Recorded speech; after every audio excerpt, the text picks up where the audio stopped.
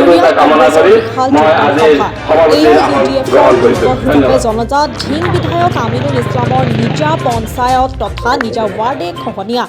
কাগুৰিমাৰী কৰ্মীতি মণ্ডল সভা থাকে উপহাটৰ বিধায়ক নুৰুল হুদা ঢিং সমষ্টিৰ বিধায়ক অনুষ্ঠিত কৰিলে বিশাল কংগ্ৰেছৰ যোগদান সভা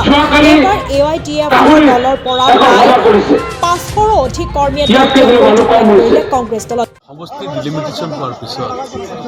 ঢিং বিধানসভা সমষ্টিৰ 5.5টা গাঁও পঞ্চায়ত দুগুৰি সমষ্টি বিধানসভা সমষ্টি অন্তৰ্ভুক্ত হৈছে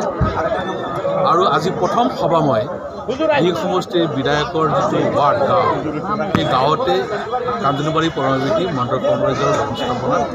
আজি এখন বৃহৎ যোগদান অনুষ্ঠিত হৈছে মানুহখিনিয়ে বুজি পাইছে AITF দলে AITF দল যেনে ব্যৱসায়িক তেওঁলোকে ব্যৱসায়ৰ ক্ষেত্ৰত আমাৰ সংখ্যালঘু লোকসকলক ব্যৱহাৰ কৰি আছে এই কথাখিনি সকলো লোকে উপলব্ধি কৰিছে আৰু য'ত বিধায়ক আছে য'ত লোকসভাৰ প্ৰাৰ্থী সাংসদ পদৰ প্ৰাৰ্থী সৈতে সংখ্যালঘু ভোট বিভাজন কৰাৰ কাৰণে প্ৰচেষ্টা কৰি আছে আৰু সেই মুহূৰ্তত তেওঁৰ গাঁৱৰ তেওঁৰ ৱাৰ্ডৰ তেওঁৰ ঘৰৰ ওচৰৰ গোটেই মানুহবিলাক আজি AITF দল ত্যাগ কৰি কংগ্ৰেছ দলক আহি যোগদান কৰিছে গতিকে মই এইখিনিত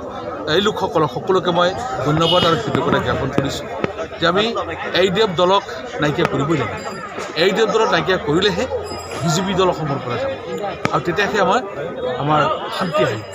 আজি যি অপশাসন চলি আছে এই অপশাসনৰ অপশক্তি হ'ব অপশক্তি কাৰ AITF আৰু BJP এই দুটা দলেই অপশক্তিৰ প্ৰয়োগ কৰি আছে গতিকে অপশক্তিক আমি নাইকিয়া কৰি শান্তিৰ ৰাষ্ট্ৰ ৰাজ্য আমি প্ৰতিষ্ঠা কৰিব লাগিব তাৰ কাৰণে কংগ্ৰেছ দলক শক্তিশালী আজি কিমানজনে যোগদান কৰিলে আজি আপোনালোকে চাইছেই 500ৰো অধিক মানুহ আজি কংগ্ৰেছ দলত যোগদান কৰিছে